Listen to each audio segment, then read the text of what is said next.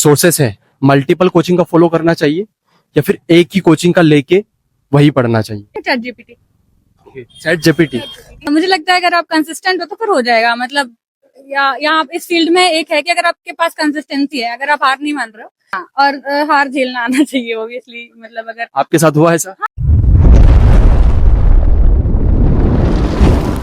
जैसा कि आपको पता है एमपीपीएससी 2023 के इंटरव्यू चल रहे हैं।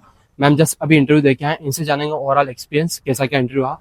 शुरुआत करने से पहले आपको मैं बोलना चाहूंगा, अभी तक आप टेलीग्राम चैनल से नहीं जुड़े हैं तो डिस्क्रिप्शन में लिंक दे रखा है, वहां से चेकआउट करिए। जो सिलेक्टेड कैंडिडेट की टेस्ट कॉपी वगैरह वहाँ पे डाल रखिएगा, तो एक बार विजिट जरूर करिएगा। चलिए हम शुरुआत करते हैं बिना देरी के। मेरा नाम अदिति तिवारी है, मैं मंडला जिले से हूँ और ये मेरा दूसरा अटेम्प्ट था 2023 का। इंटरव्यू कौन सा था आपका? ये पहला इंटरव्यू था। हाँ। और मेंस कितने का दिया अभी? 22 का मेंस मेरा क्लियर नहीं हुआ था और ये 23 का ये इंटरव्यू था। ठीक है, आज आपका इंटरव्यू था तो कैसे क्या प्रश्न पूछे गए और बोर्ड कौन सा था आपका? मेरा कोष्टी सर का बोर्ड था और मेरा मतलब आखिरी से तीसरे नंबर पे था, तो बहुत लंबा इंटरव्यू नहीं चला। सर ने काफी बेसिक क्वेश्चंस पूछे थे, विकसित भारत के बारे में पूछा था, मेरे होम टाउन के बारे में पूछा था, और एक कोई बोर्ड मेंबर थे उन्होंने काफी सिचुएशंस दी थी, सिचुएशन वाले क्वेश्चन पूछे थे। उन्होंने पूछा था कि जैसे कि एक तो फ्लड से रिलेटेड था कि अगर आप मंडला में काफी बारिश ज्यादा होती है तो अगर एक कोई गांव में अगर बाढ़ के हालात बनते हैं तो आप एज एसडीएम क्या करेंगे। और उसके अलावा उन्होंने एक और सिचुएशन दी थी कि अगर मान लीजिए किसी प्रकार के दंगे हो जाते हैं आप जहाँ पर एसडीएम है, तो फिर आपका क्या प्लान ऑफ एक्शन क्या होगा, या फिर किसान आंदोलन में कोई दंगे हो जाते हैं तो आप क्या करेंगे। वुमेन पावर से संबंधित पूछा था? नहीं, उससे रिलेटेड कुछ भी नहीं पूछा था। बाकी हॉबी से भी ज्यादा क्वेश्चन नहीं पूछे थे। मेरी हॉबी थी गजल सुनना एवं गायन, तो उन्होंने बस यही पूछा कि किस प्रकार की गजलें आप सुनती हैं, बस। करंट में कोई चीजें चल रही है उससे संबंधित? नहीं, करंट से रिलेटेड तो कुछ भी नहीं पूछा। कोई योजना भी नहीं पूछी। फिर चला किस बेस पे पूरा आपका इंटरव्यू? एक तो विकसित भारत से शुरुआत की थी उन्होंने, फिर वो मंडला पे आ गए तो उन्होंने मंडला से लेकर कुछ सवाल पूछे और फिर सिचुएशंस दी थी, तो सिचुएशन बेस पे चला। और फिर आखिरी में सर ने ग्रेजुएशन से पूछा था, मेरे ग्रेजुएशन में इंग्लिश लिटरेचर था तो उससे रिलेटेड उन्होंने पूछा था विक्टोरियन लैंग्वेजेस वगैरह, और फिर एक पॉलिटिकल साइंस से कोई सवाल पूछा था, मुझे याद नहीं आ रहा। और फिर उसके बाद हॉबी पूछ के फिर उन्होंने बोला कि ठीक है। नोट्स के लिए परेशान हो रहे हो, इस वीडियो को देखने के बाद आपको परेशान होने की आवश्यकता नहीं है। एमपीपीएससी में या यूपीएससी में या व्यापम में किसी भी प्रकार का आपको नोट्स चाहिए, चाहे एमपीपीएससी में प्री हो गया, मेंस हो गया, टेस्ट सीरीज हो गया, जो भी चाहिए आपको, बुक चाहिए, प्रिंटेड नोट्स चाहिए, आप व्हाट्सएप पे जो नीचे नंबर दिया गया इस पर मैसेज करिए, आपको रिजनेबल प्राइस में घर बैठे सारी चीज़ें अवेलेबल हो जाएगी। चलिए हम वीडियो को कंटिन्यू करते हैं। आज आपका इंटरव्यू था, पहला ही इंटरव्यू था, क्योंकि जिनका भी पहला इंटरव्यू रहता है तो अंदर से डर रहता है कि कल मेरा इंटरव्यू होने वाला है, पता नहीं जो तैयार किया वो पूछेंगे या नहीं पूछेंगे, कैसा जाएगा। तो कल क्या प्लानिंग थी इंटरव्यू के लिए आप? कल तो मुझे सच में डर लग रहा था, आज फिर भी कम लगा क्योंकि बहुत देर हो गई थी बैठे बैठे, शाम को आखिरी में हुआ तो तब तक तो डर नहीं था, पर कल काफी लग रहा था मुझे कि क्या होगा कैसा होगा। पर फिर मैंने कहा ठीक है, अब इतना पढ़ लिया, आप एक दिन में क्या ही पढ़ सकते हैं। तो आज लेकिन मुझे अच्छा लगा, बहुत अच्छा ओवरऑल एक्सपीरियंस हुआ। जो हम सोचते हैं पहले कि हमको डर वगैरह लगता है, बाकी ऐसा कुछ हुआ नहीं है, ऐसा ना?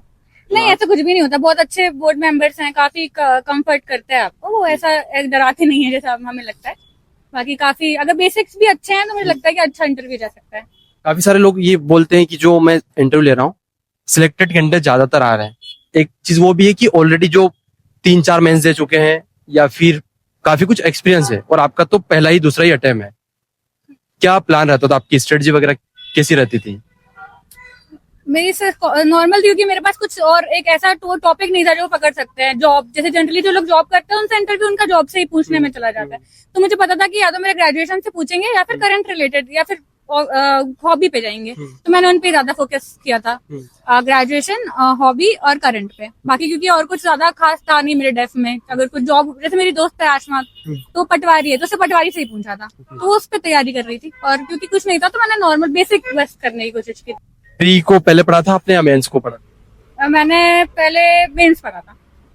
2022 में सबसे पहले मैंने मेंस पढ़ा था, मेरा पहला अटेम्प्ट 22 का ही था, जो 23 में हुआ था एग्जाम। फिर उसके बाद 6 महीने पहले से मैंने प्री पढ़ना शुरू किया था। दूसरों से क्या डिफरेंट किया आपने? कम समय में मेंस भी क्लियर किया और फिर इंटरव्यू तक पहुंच गए। मुझे लगता है कि सर कन्वेंशनल तरीके से पढ़ना चाहिए, मतलब ये नहीं सोचना चाहिए कि जब हम ऐसा सोच लेते हैं ना कि पैटर्न क्या है या फिर ये शॉर्टकट्स, तो नहीं, कन्वेंशनल तरीके से जो ट्रेडिशनल तरीका है एनसीईआरटी बुक से जो भी सबसे अच्छे से समझकर अगर हम पढ़ेंगे तो मेंस तैयार हो जाएगा। और अगर मेंस तैयार है तो फिर प्री नहीं ही रुकता, अगर आपका मेंस अच्छा है तो फिर प्री हो जाता है। जैसा कि सिलेक्टेड जो बोलते हैं कि आपको नोट्स बनाना चाहिए, आंसर राइटिंग करना चाहिए, आपने ये चीजें फॉलो की थी? और अगर फॉलो की थी तो कैसे की? सिलेक्टिवली की थी। आंसर राइटिंग तो मैंने की थी, टेस्ट सीरीज लगाई थी और अपने लेवल पे भी की थी। और नोट्स मैंने वो उन सब्जेक्ट्स के बनाए थे जिनमें जरूरी है। जैसे हिस्ट्री वगैरह के नोट्स मैंने नहीं बनाए थे क्योंकि पहला पेपर हिस्ट्री का होता है, तो उसके लिए पढ़ सकते हैं, 2-3 दिन दे सकते हैं। एमपी के नोट्स नहीं बनाए थे। बाकी जो सोशियोलॉजी या फिर इस समय तो था नहीं सोशियोलॉजी, जो पॉलिटिकल साइंस और जो बाकी टॉपिक्स थे उनके तो शॉर्ट नोट्स बनाए थे। अच्छा, जो हमें पता है उसके नोट्स नहीं बनाना है?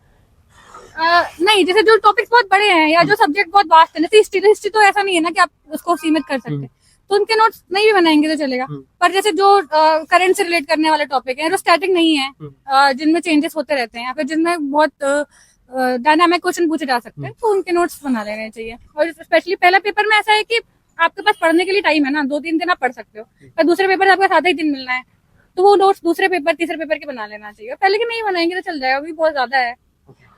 अच्छा, जो सोर्सेस है, मल्टीपल कोचिंग का फॉलो करना चाहिए या फिर एक ही कोचिंग का लेके वही पढ़ना चाहिए? एक coaching chat GPT. Chat GPT का बता दीजिए मुझे, अगर आपने बता तो कैसे क्या यूज करते थे? क्वेश्चन पूछ सकते हैं तो आप उनको पहले थोड़े प्रॉम्प्ट दे दीजिए कि भाई मैं ये हूँ, ये सिविल सर्विसेज की तैयारी कर रहे हैं हम पर्टिकुलरली, और हम जो क्वेश्चन पूछेंगे आप पहले प्रॉम्प्ट दे दो कि आप उसके आंसर कॉम्प्रिहेंसिव दीजिए और उससे आप करंट से रिलेट कीजिए। उसके अलावा आप कुछ हमें अच्छे फैक्ट्स भी बताइए, तो वो हर आंसर इस तरीके से आपको डिजाइन करके देता जाएगा। तो जो भी फैक्ट्स आप ऐड कर सकते हैं, तो एक नोट्स हम ले सकते हैं कोई भी बेस के लिए, और इसके बाद हम जितना उससे पढ़ेंगे, मुझे लगता है इंटरनेट या चैट जीपीटी से, तो उतना आपका आंसर अलग हो जाएंगे और आप अच्छे से पढ़ पाओगे, मजा भी आएगा। चैट जीपीटी हेल्प करता है मतलब? काफी, बहुत ज्यादा। जो भी व्यूअर्स देख रहे हैं उनके लिए आपका कोई सजेशन? मुझे लगता है अगर आप कंसिस्टेंट हो तो फिर हो जाएगा। मतलब यहाँ इस फील्ड में एक है कि अगर आपके पास कंसिस्टेंसी है, अगर आप हार नहीं मान रहे हो, मतलब ऐसा होता है ना कि जैसे कि कभी आपका हो सकता है कि आप इंटरव्यू दे रहे हो, अगला आपका प्री नहीं निकले, तो रुकना नहीं चाहिए। बस मेरा पर्सनल तो यही मानना है कि अगर आप कंसिस्टेंटली ट्राई करोगे और आपको मतलब खुद भी समझ में आ जाता है कि आपका यहाँ पर एप्टीट्यूड है कि नहीं है, इतना तो मतलब शुरू में ही आ जाता है। तो अगर आप नहीं छोड़ रहे हो, ट्राई कर रहे हो, तो आपका कभी ना कभी तो होगा ही। मतलब डेडिकेशन होना चाहिए कुल मिला के उस चीज के प्रति, अगर आपको करना है तो हो जाएगा। हाँ, और हार झेलना आना चाहिए ऑब्वियसली। मतलब अगर आपके साथ हुआ ऐसा? हाँ, मेरा 24 का तो प्री नहीं निकला। 20 का मेरा इंटरव्यू था, 24 का प्री मेरा हुआ नहीं था, फिर 25 का हुआ, तो 25 का मेन था। पर मुझे मतलब ठीक है, मुझे पता था कि कर सकती हूँ मैं, कुछ रीजंस की वजह से नहीं हुआ। उम्मीद है आपको पसंद आएगा। अभी तक आपने चैनल को सब्सक्राइब नहीं किया तो सब्सक्राइब कर दीजिए, और टेलीग्राम चैनल से नहीं जुड़े तो डिस्क्रिप्शन में लिंक दे रखा है, वहां से ज्वाइन कर लीजिए। चलिए मिलते हैं अगले इंटरव्यू में।